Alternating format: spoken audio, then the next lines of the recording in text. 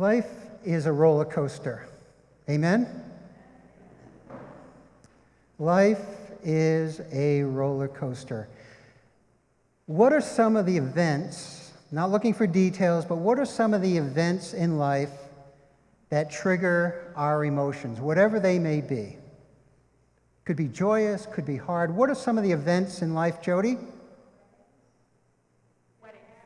Getting married, yep. Excitement, anxiety, everything all at once when you're getting married, yep. New babies. What's the emotion that goes with that, Heidi? Yeah, and something that's even beyond emotion, right? Yeah. What are some of the other events in life? Elaine? Birthdays, yes. Yes. Elaine has so many siblings that she is constantly celebrating birthdays. Kathy? Yeah, sports. The joy, the agony of being a Red Sox fan, right? I mean, it's all there, all the emotion. Anniversaries, yeah.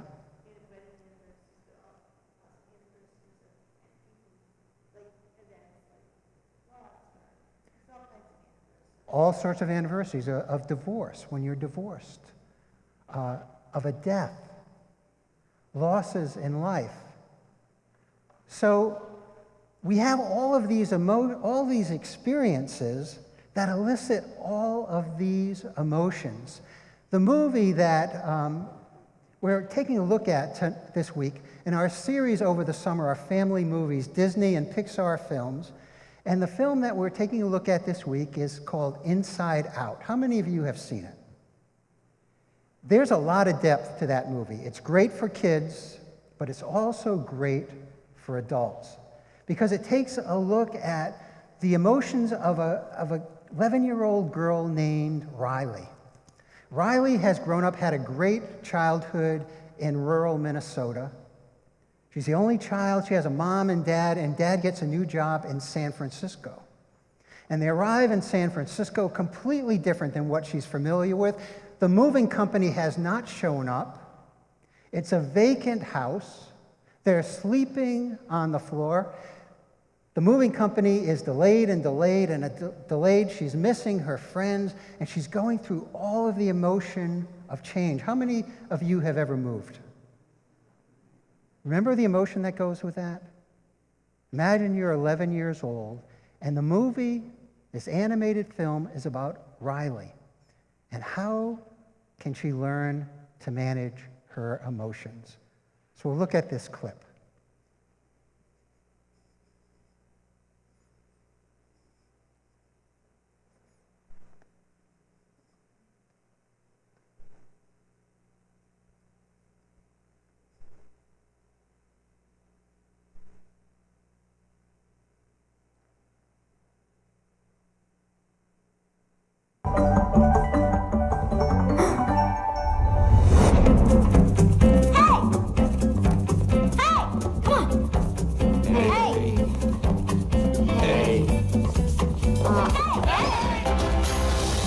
Joy. This is sadness. That's anger.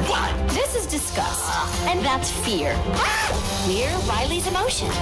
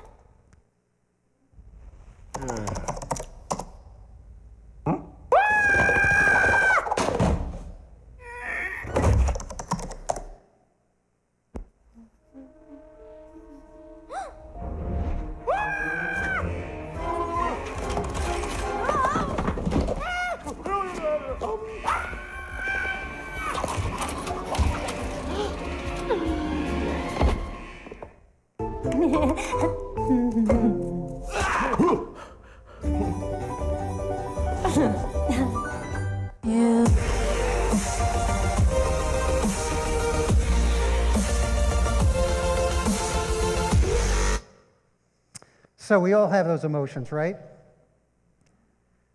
That feeling of joy, feeling of sadness, feeling of anger, disgust, and fear. It's all part of the human condition. And each of these is normal, and each of these has its place. And the challenge for Riley in the movie, and the challenge for each one of us in being healthy and whole adults, is how do we find that balance in our life? When I was just starting out in ministry, I was out in Helena, Montana, and I was working with the church and just kind of learning the ropes of ministry, and I was invited to go and visit this lady I'll call Alicia.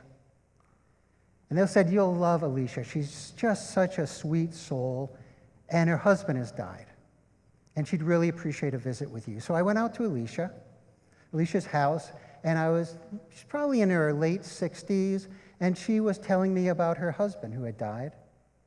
And his coat was still hanging by the door going out at the entrance. His plate was still on the dining room table, set for the meal. A lot of his clothes, and she showed me, were in his closet. And my sense was, as Alicia was talking, was that her husband had just died. But I was surprised that she kind of had a sunny way about her, and it seemed like she was doing well, but still all of his possessions were still there in the house, even the place setting on the dining room table, as if he would show up for the next meal. And then I asked Alicia when her husband had died. And she said 7 years ago. 7 years.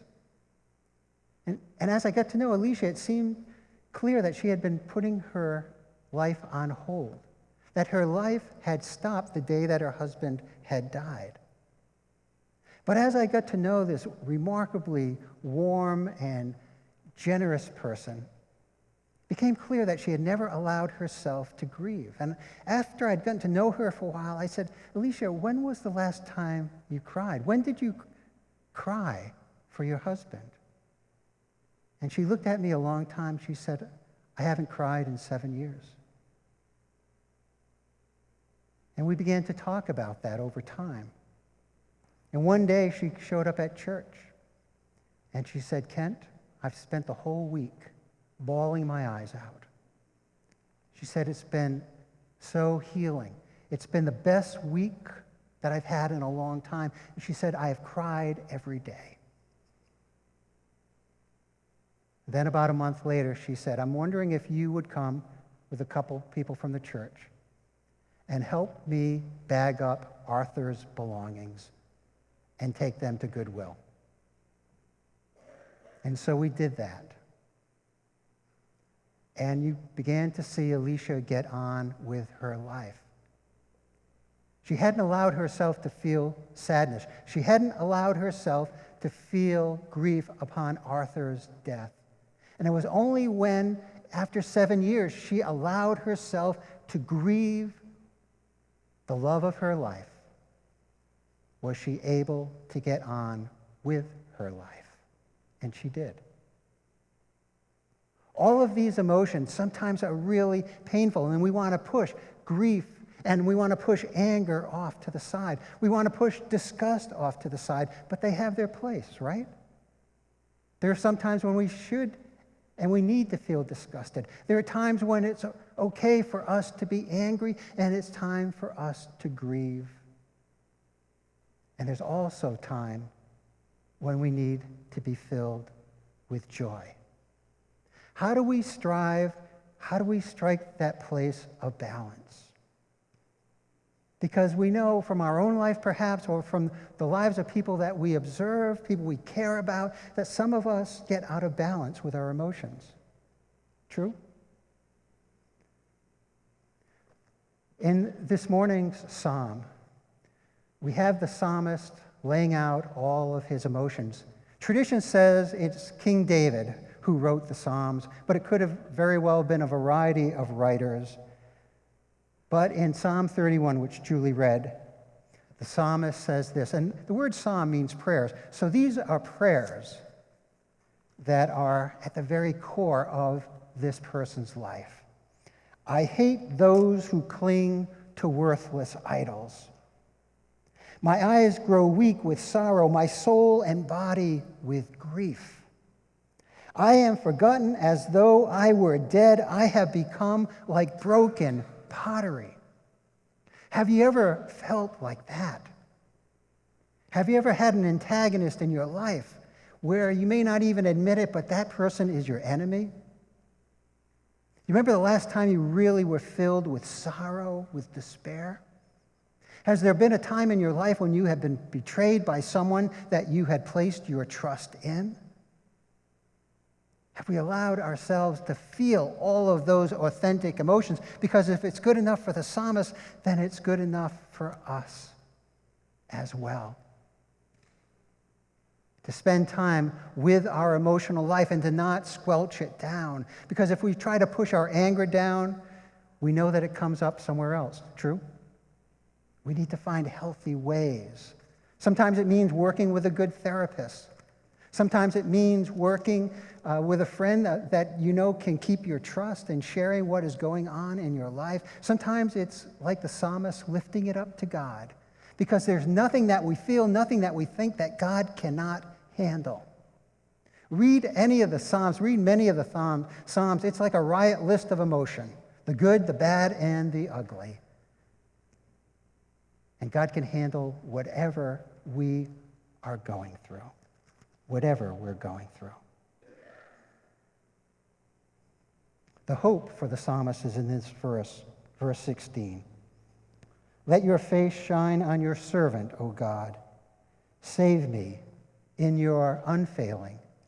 Save me in your steadfast love. The psalmist doesn't stay with his hatred. The psalmist doesn't stay only with his grief, but his hope. His balance is in his faith life, that God is with him, that God's unfailing love is with him, so that when we are in the midst of despair, when we are worried, when we are anxious, when we are grieving, like the psalmist, to believe that God's unfailing love is with us too. Do we believe that to be true? So how do we find that balance? How do we find that balance to live a whole, healthy life? I have a longtime friend who is locked in wounds that happened 60 years ago. She is imprisoned, I'll call her Beatrice, not her real name, is imprisoned by the wounds of her past, and they're real wounds. Yet she is locked in for 60 plus years in primarily a life of bitterness, a life of woundedness. She has not been able to claim God's unfailing love, God's hope to accompany her. And from that place of bitterness, it affects all those around her. Have you ever known anyone like that? Have you ever had a reflection of that in your own life? Holding on to old wounds and resentments. It's part of the human experience, but for my dear friend, I grieve for her because she is trapped only in her anger. I have another friend, my mentor, who is my Aunt Evelyn, who will be 100 in November. She lives in Rhode Island, and she has been a second mom to me throughout my life, just this beautiful person. And she has had a lot of pain in her life. She grew up during some really hard times. She had a dad who wasn't present, some addiction issues, really raised by a single mom, the youngest of several children. Now all her siblings have passed away, and it's just her. Her husband has died. She's gone through a lot of heartache in her life. And she has lived it all. She's been in touch with all of those emotions. But as she nears 100, there's a deep sense of God's unfailing love in her life.